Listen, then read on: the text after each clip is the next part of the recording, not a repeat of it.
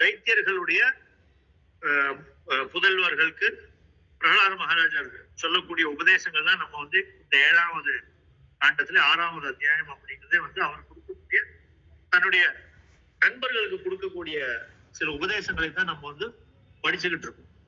இதுல ஒரு என்ன சொல்றது வேடிக்கையான விஷயம்னா 5 வயசுல பிரகலாதர் வந்து எந்த அளவுக்கு எவ்வளவு உயர்ந்த தத்துவங்களை சொல்றாரு அப்படிங்கிறது வந்து ஒரு மிக ஆச்சரியமான ஒரு விஷயம். இது வந்து ஒரு உத்தம நிலையை கொண்ட உயர்ந்த நிலையில் இருக்கக்கூடிய ஒரு பக்தனுக்கு வந்து இந்த ஆன்மீகமான விஷயத்தினுடைய பொருள் உணர்வது அப்படிங்கிறது வந்து அதுக்கு வயசு வந்து ஒரு விஷயம் இல்லை.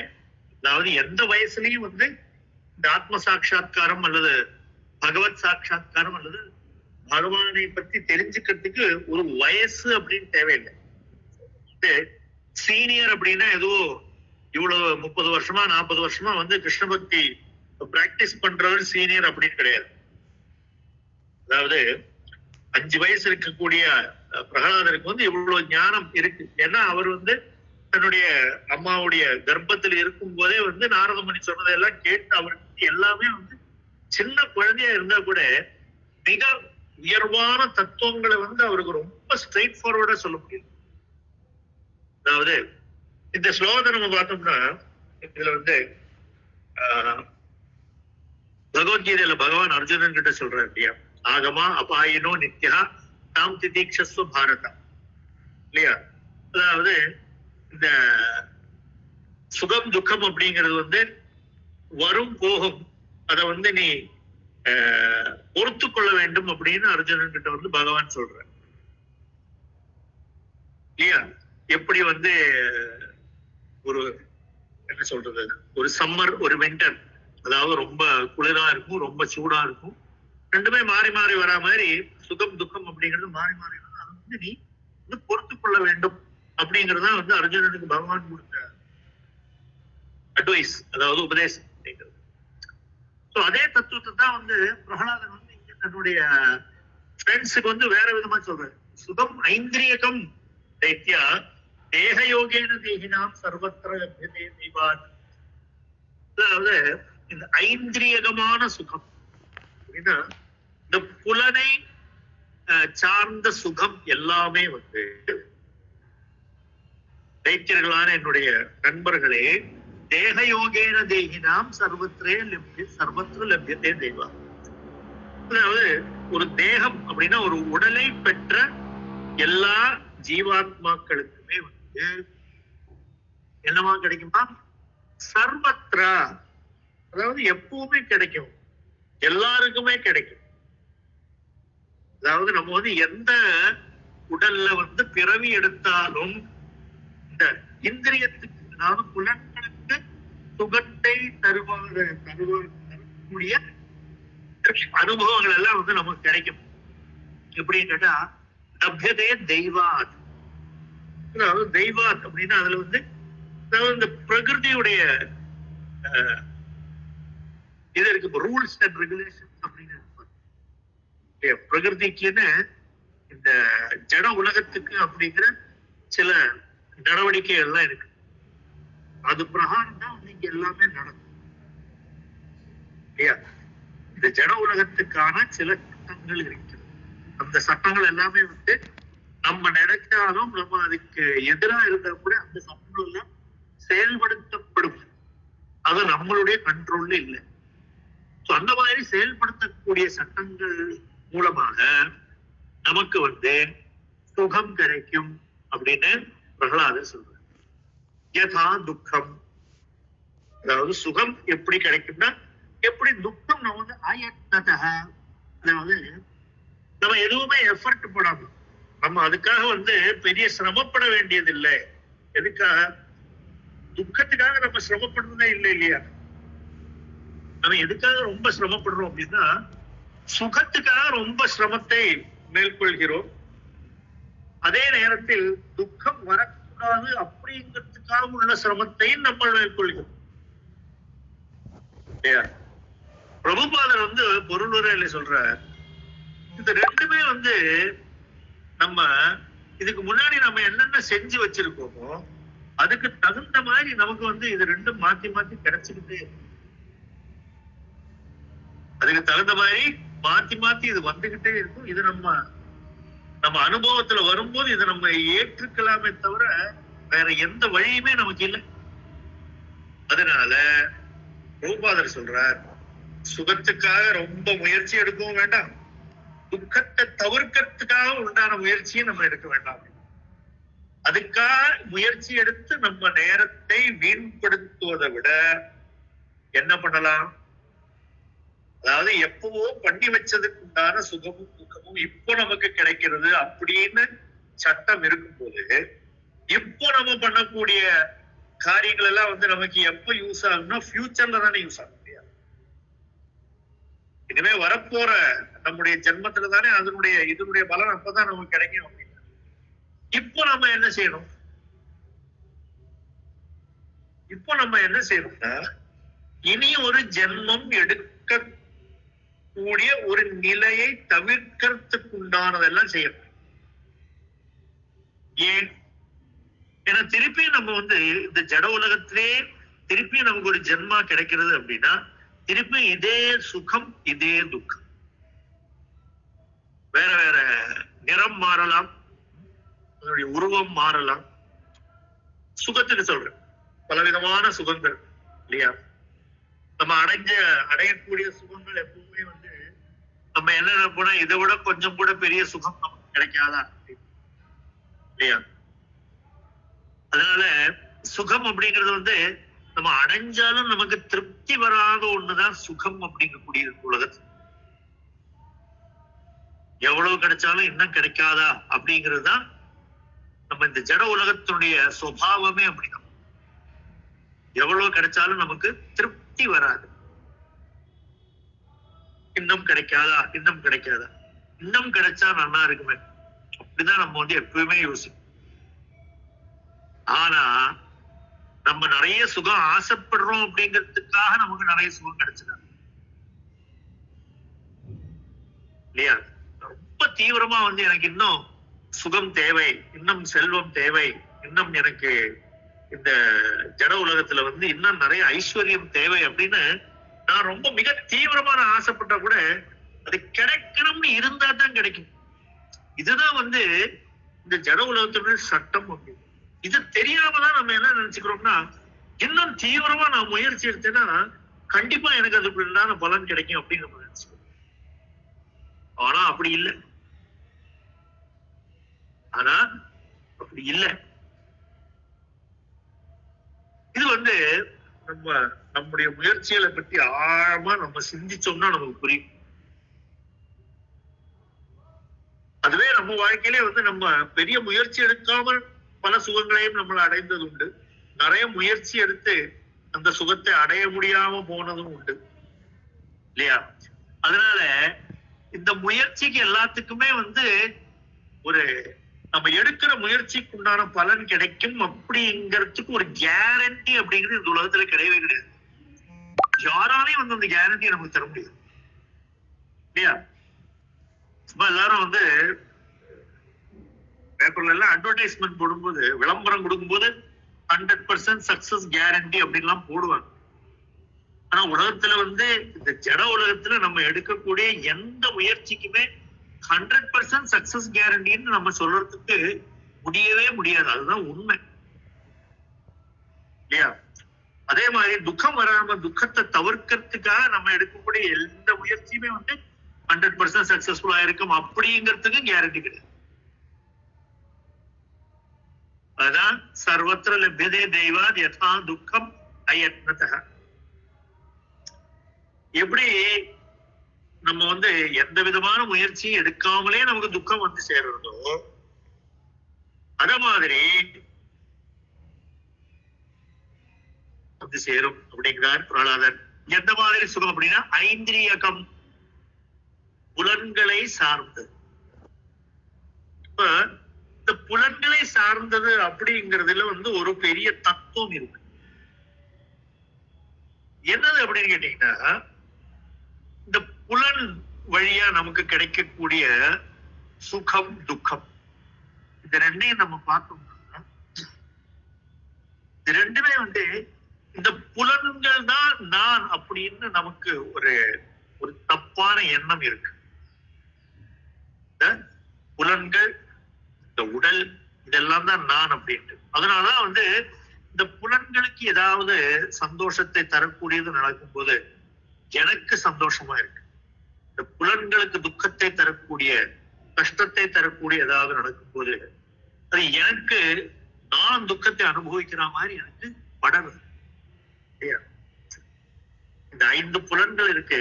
இந்த 5 புலன்களுக்கு மேல நமக்கு மனசுன்னு ஒண்ணு இருக்கு பாருங்க. அந்த மனசுலதான் இந்த சுகம் துக்கம் அப்படிங்கிற ரெண்டுடைய ப்ராசஸ் நடக்கக்கூடிய இடம் இந்த மனம். அப்படி எல்லாம் மனம்.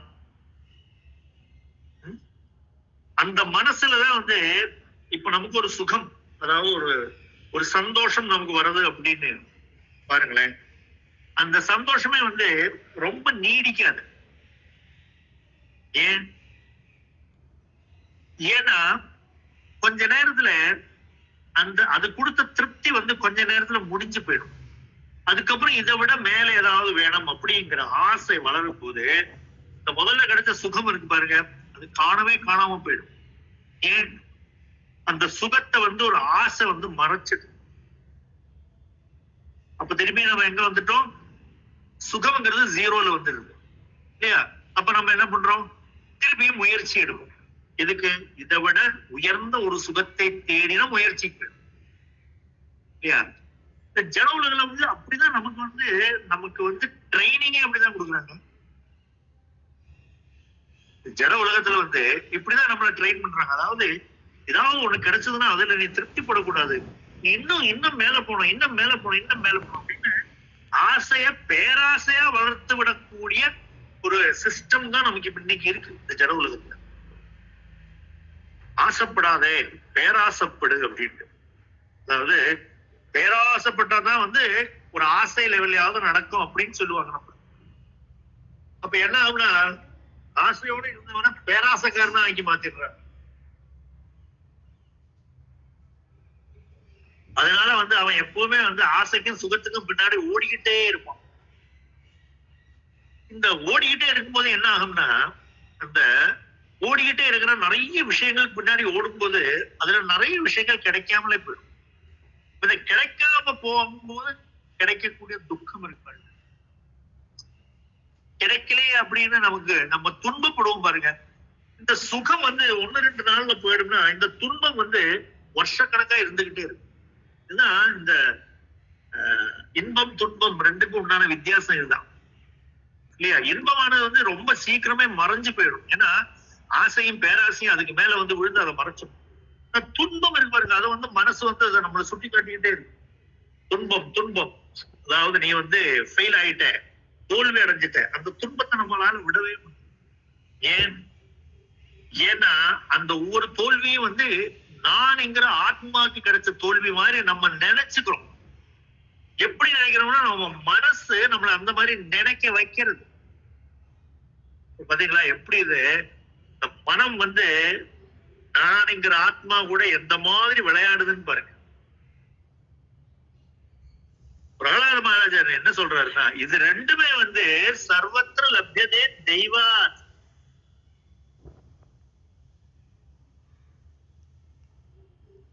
சர்வத்திர லப்யதே தெய்வாத். இதெல்லாமே நம்ம நிர்ணயம் பண்றது இல்ல, நமக்கு மேல இருக்கக்கூடிய இதை நடத்தக்கூடியவர்கள் இருக்காங்க இல்லையா, அவர்கள் தான் இதை நடத்தி வைக்கிறார்கள். அவர்களால் எப்படி நடத்தி வைக்கிறார்கள் அப்படின்னு கேட்டா, இந்த பிரகிருதிக்கு சில சட்டங்கள் எல்லாம் இருக்கு இல்லையா, அந்த சட்டத்துக்குள்ள இருந்துகிட்டு நமக்கு என்ன கிடைக்கணுமோ அதெல்லாம் நமக்கு அவங்க கொடுத்துக்கிட்டே இருக்காங்க. ஒரு அப்ரூவ்டு ஒரு பில் அப்ரூவ் ஆயிடுச்சுன்னா ஆட்டோமேட்டிக்கா ஃபைனான்ஸ் டிபார்ட்மெண்ட்ல இருந்து பேமெண்ட் வரும் இல்லையா? அந்த மாதிரி நம்ம பண்ணி இருக்கக்கூடிய கர்மாக்களுக்கு மேல இருந்து என்னென்ன அப்ரூவல் வருதோ அந்த அப்ரூவலுக்கு தகுந்த மாதிரி இருக்கக்கூடிய பலன்கள் நமக்கு வந்துகிட்டே இருக்கு. புரியுதா உங்களுக்கு? சோ அதனால இப்படி வரலன்னு நமக்கு தெரியாததுனால நம்ம என்ன நினைக்கிறோம்னா, கிருஷ்ணன் பகவத்கீதை ரொம்ப தெளிவா சொல்லிட்டார். கர்மணி ஏவ அதிகாரஸ்தே மாபலேஷு கதாச்சனா அப்படின்னு. பண்ணறதுக்குண்டான அதிகாரம் உனக்கு இருக்கே தவிர பலனை பத்தி அது எப்படி இருக்கணும்னு நிர்ணயம் பண்ணக்கூடிய அதிகாரம் நமக்கு இல்லை. அதை நம்ம புரிஞ்சுக்கிட்டோம்னா இந்த மாதிரி நமக்கு இந்த சுகம் துக்கம் அப்படிங்கிறது நம்மளை இந்த அளவுக்கு நம்மளை பாதிக்கும். ரெண்டுமே இப்படிதான் நமக்கு வந்துகிட்டு இருக்கு. இது ரெண்டுமே எப்படி பெரிசிப்படுத்தி காட்டப்படுறது அப்படின்னு கேட்டா இந்த புலன்களாலதான். இந்த புலன்களை நம்ம மனம் அதனுடைய கட்டுப்பாடுகளை வச்சு, அதனால என்ன ஆகுதுன்னா நம்ம புத்திக்கு அங்க வேலை இல்லாம போயிடும். இதையெல்லாம் நம்ம எப்படி புரிஞ்சுக்கிறோம்னா நம்முடைய புத்தியை உபயோகப்படுத்தி தான் நம்ம இதெல்லாம் புரிஞ்சுக்கணும். இந்த தத்துவ ரீதியான விஷயங்களை நம்ம புத்தியை செலுத்தி தான் நம்ம புரிஞ்சுக்கணும். நம்முடைய மூளையை செலுத்தி தான் புரிஞ்சுக்கணும். நம்ம இன்டெலிஜென்ஸ் புத்தி. ஆனா என்ன ஆயிடுறதுன்னா இந்த நடுவில் இந்த மனம் நின்று அதை வேற விதமா இன்டர்பிரேட் பண்ணி விடும். அப்ப என்ன ஆகும்னா துக்கம் வந்தா போகவே போகாது, சுகம் வந்தா எவ்வளவு சீக்கிரம் போயிடுச்சுன்னு நமக்கே தெரியும். அப்ப என்ன ஆகுது, சுகம் கொஞ்சமா இருக்கும், துக்கம் நிறையவா இருக்கும். 100% அப்படின்னு எடுத்துக்கிட்டோம்னா ஒரு 10% சுகம் இருந்தா 90% துக்கமா தான் இருக்கும். ஆனா இந்த 90% துக்கத்தை வச்சுக்கிட்டே நம்ம முயற்சி பண்ணிக்கிட்டே இருப்போம். ஏன்னா சுகத்தினுடைய பெர்சன்டேஜ் அதிகப்படுத்தலாம் அதிகப்படுத்தலாம் அப்படின்னு எல்லாரும் நமக்கு சொல்லுவாங்க. அவங்களாலே அதிகப்படுத்த முடியல, ஆனா கூட நமக்கு சொல்லுவாங்க, இல்ல இல்ல நீ இன்னும் முயற்சி எடு அப்பதான் உனக்கு இன்னும் சுகம் கிடைக்கும் அப்படின்னா. ஆனா ஆச்சாரியர்கள் என்ன சொல்றார்கள், இது வந்திருக்கும், வரும் போகும், வரும் போகும். இது இப்படியே நடந்துகிட்டே இருக்கும். இந்த ஜென்மாக்கு அப்புறம் கிடைக்கக்கூடிய ஜென்மாவிலும் இதேதான் நடக்கப்படும். அதனால ஒரு மனுஷனா நம்ம பிறந்துட்டோம் அப்படின்னா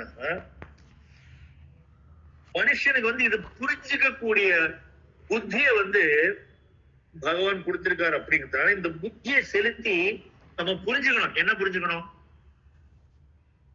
இந்த சுகமும் எனக்கு சாஸ்வதம் கிடையாது, இந்த துக்கமும் சாஸ்வதம் கிடையாது.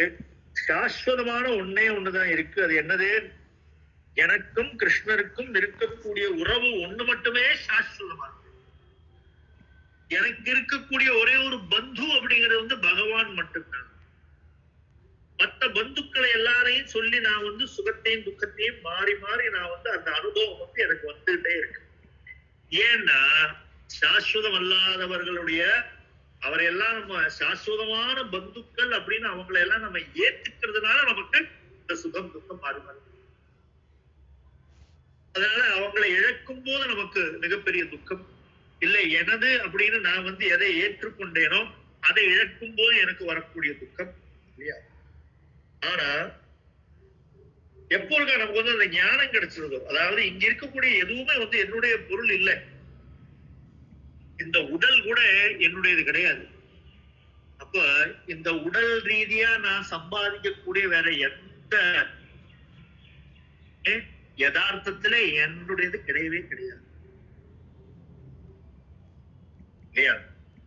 அந்த ஞானம் நமக்கு இருந்ததுன்னா நம்ம துக்கம்ங்கிறது வரவே வராது. இழப்பு அப்படிங்கிறதுல நமக்கு துக்கமே வருது. ஒண்ணு இருந்த எதாவது இழக்கும் போது துக்கம், இல்ல கிடைக்கும்னு ஒரு விஷயத்த நம்ம எதிர்பார்த்தோம் கிடைக்காம போகும்போது வரக்கூடியது. ரெண்டுமே ஒண்ணு ஆக்சுவல் லாஸ், இன்னொன்னு பெர்சீவ்டு லாஸ் இல்லையா. கிடைச்சிருக்க வேண்டியது கிடைக்கலையே அப்படிங்க. இதுவும் எப்படி வருதுன்னு யோசிச்சு பாருங்க. பணத்தினால்தானே வருது, மனசுனால்தானே இதுவும் வருது இல்லையா. கிடைக்கும் அப்படின்னு நான் நினைச்சேன்னா கிடைக்கலையா, அப்ப எனக்கு துக்கம். பாருங்களேன், அது பரிபூர்ண மனசனுடைய விளையாட்டு தான் அது. இன்னொன்னு என்னுடையது அப்படின்னு நான் தப்பா புரிஞ்சுக்கிட்ட ஒரு வஸ்து, அது ஒரு பொருள், அது என்னவா இருக்கட்டும், இல்ல ஒரு பந்து என்னவா இருக்கட்டும், அது என்னவா வேணா இருக்கலாம். அதை இழக்கும் போது, ஏன்னா அது என்னுடையது அப்படின்னு நான் நினைச்சுக்கிட்டு இருந்ததுனால அதை இழக்கும் போது எனக்கு துக்கம் அப்படின்னு நானே என்னுடைய மனசு எனக்கு சொல்லும். இது ரெண்டுமே வந்து ஜட புலன்களால் தான் வருது. ரூபாதர் வந்து அந்த டிரான்ஸ்லேஷன்ல யூஸ் பண்ற மெட்டீரியல் சென்சஸ் அப்படின்னு ஐந்திரியக்கம்.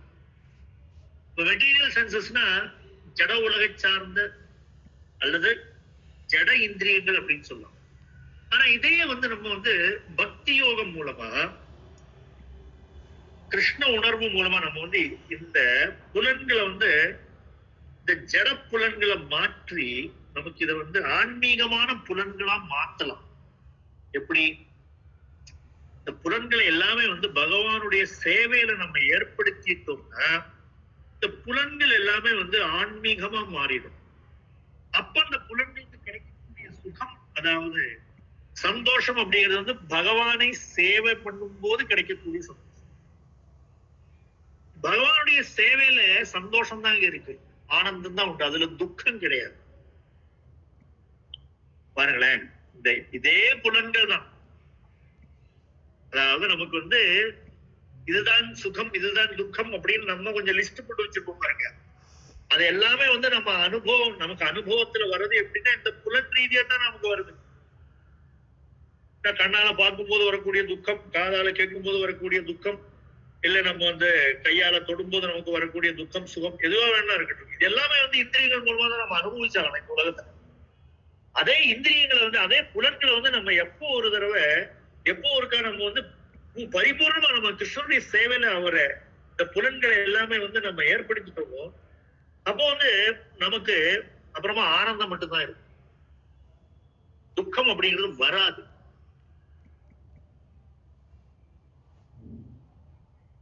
அதனால ஜட உலக புலன்களை மாற்ற வேண்டும். அது கிருஷ்ண உணர்வாலதான் மாற்ற முடியும்.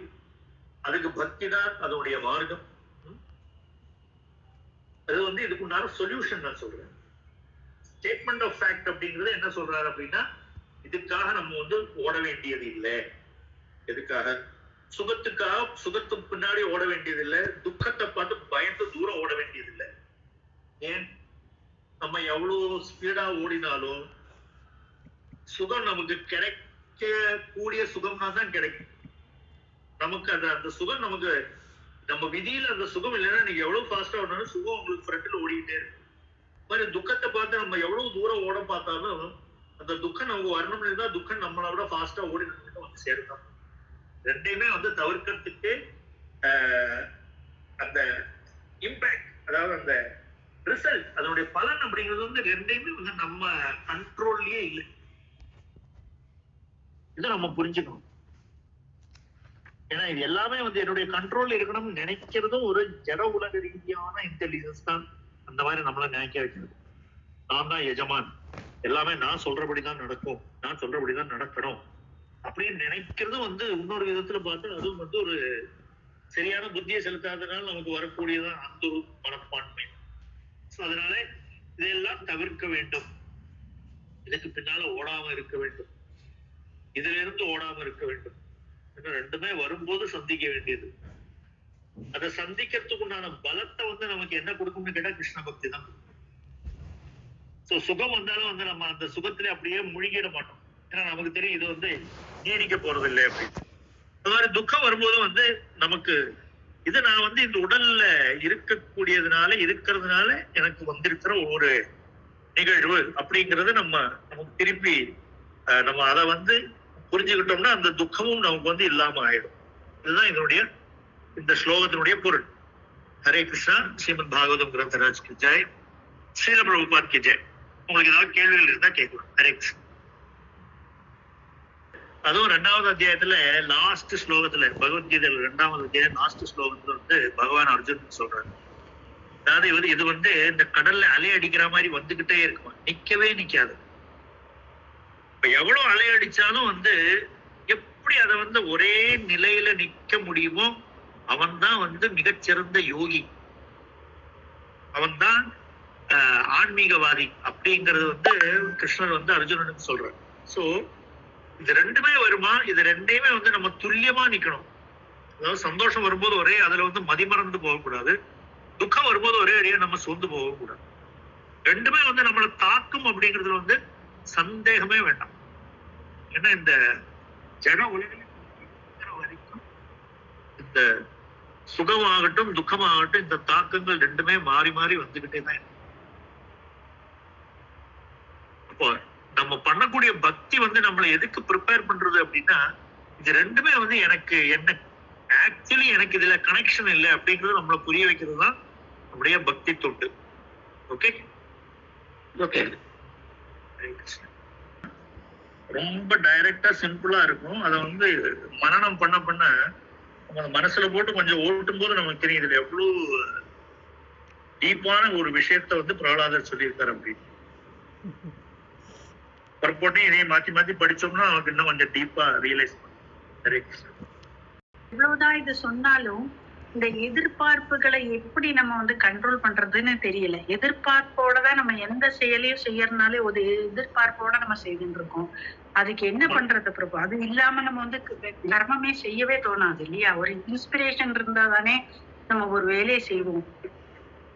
அது என்னன்னா மாதாஜி, நம்ம இந்த கிருஷ்ண பக்தியில வந்ததுக்கு அப்புறம் நம்ம என்ன பண்ணணும்னா, இது எல்லாமே வந்து என்னுடைய கடமை அப்படிங்கறத வந்து நான் நிறைவேற்றுறேன்.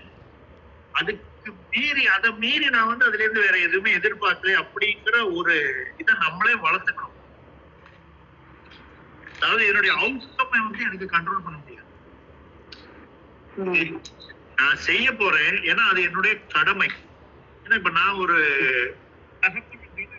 கடமைகள் இருக்கு இல்லையா, அதை வந்து நான் பண்ணியே ஆகணும். ஆனா நான் அந்த கடமையை செய்யும் போது அதுல இருந்து இப்ப என்னென்ன வரப்போறது அப்படிங்கறத நானே வந்து ஒரு கணக்கு போட்டு அதுக்கப்புறம் அது அந்த அந்த அளவுக்கு வரலன்னா எனக்கு உண்டாகக்கூடியது அப்படி நம்ம பண்ணவே கூடாது. கடமையா செஞ்சுக்கிட்டே இருந்தோம்னா நமக்கு வந்து அதனுடைய ரிசல்ட் பாசிட்டிவா இருக்கலாம் நெகட்டிவா இருக்கலாம், நமக்கு வந்து அது பாதிக்காம இருக்கும். அது நம்ம வந்து நம்மளையே ட்ரெயின் பண்ணிக்கணும் அந்த மாதிரி இருக்கிறது. பிரபுபாதர் சொல்லுவார், எக்ஸ்பெக்டேஷன் பிரிங்ஸ் லேமெண்டேஷன் அப்படின்னு. அதாவது நீங்க எதிர்பார்ப்புன்னு இருந்ததுன்னா துக்கம்ங்கிறது அதுக்கு ரிசல்ட் கண்டிப்பா உண்டு. ஏன்னா எந்த எதிர்பார்ப்பும் வந்து 100% நடக்கவே நடக்கும்.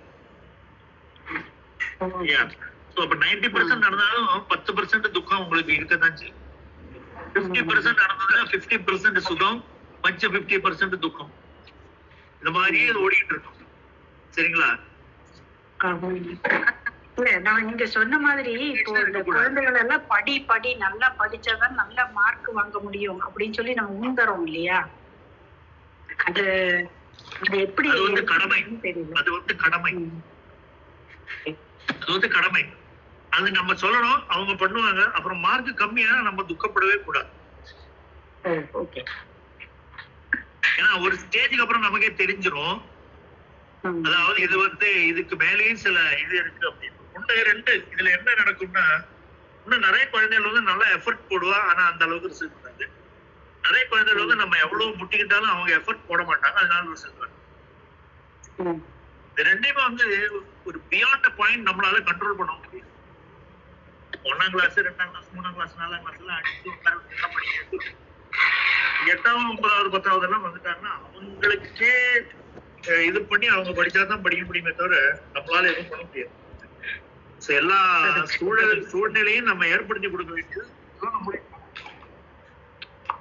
அவங்களை உபதேசிக்க வேண்டியது நம்முடைய கடமை. மிச்சத்தை வந்து நம்ம கிருஷ்ணர்கிட்ட விட்டுருக்கோம். அப்படி நம்ம வந்து மனதளவுல நிஜமாவே நம்ம அதை கிருஷ்ணர்கிட்ட விட்டோம்னா கிருஷ்ணர் வந்து நல்லபடியா பார்த்து. அந்த நம்பிக்கை நம்ம கிருஷ்ணர் மேல இல்லாததுனாலதான் நம்மளே வந்து சரி நானே சரி பண்றேன் அப்படின்னு நினைச்சு. புரியுதா உங்களுக்கு? ஆனா கிருஷ்ணர் பாத்துக்குவார் அப்படின்னு நம்ம நினைச்சிட்டோம்னா, இதுதான் அர்ஜுனனுக்கும் துரியோதனுக்கும் உண்டான மிகப்பெரிய வித்தியாசம் பாருங்களேன். நான் முதல்ல துரியோதனன் கிட்டதான் வந்து கிருஷ்ணர் கேட்கிறாரு, உனக்கு யாரு வேணும்? நான் ஒரு பக்கம் இருந்தேன்னா நாராயணி சேனா இன்னொரு பக்கம் எனக்கு யாரு வேணும் டிசைட் பண்ணிக்கணும். நீதானே முதல்ல, நீதான் பெரியவன், நீயே கேளு அப்படின்னு. அவன் கொஞ்சம் யோசிக்கவே இல்லை. இந்த ஒருத்தனை வச்சுட்டு நான் என்ன பண்றது, எனக்கு சைக்கிட்ட கூட கிருஷ்ணா அப்படின்ட்டாரு. ஏன்னா பெரிய ஆழ்மனம் இருந்ததுன்னா ஜெயிச்சிடலாம் அப்படின்றது வந்து துரியோதனுடைய நினைச்சுக்கிட்டு எடுத்த முடிவு. ஆனா அர்ஜுனனுக்கு வந்து கிருஷ்ணன் மேல எந்த அளவுக்கு நம்பிக்கை பாருங்க. கிருஷ்ணா நீ இருந்தா மட்டும் போதும், அவ்வளவுதான், ஜெயம் எனக்கு நிச்சயம் அப்படின்னு. இதுதான் நம்பிக்கை. துரியோதனன் கிருஷ்ணனுடைய கசின் தானே.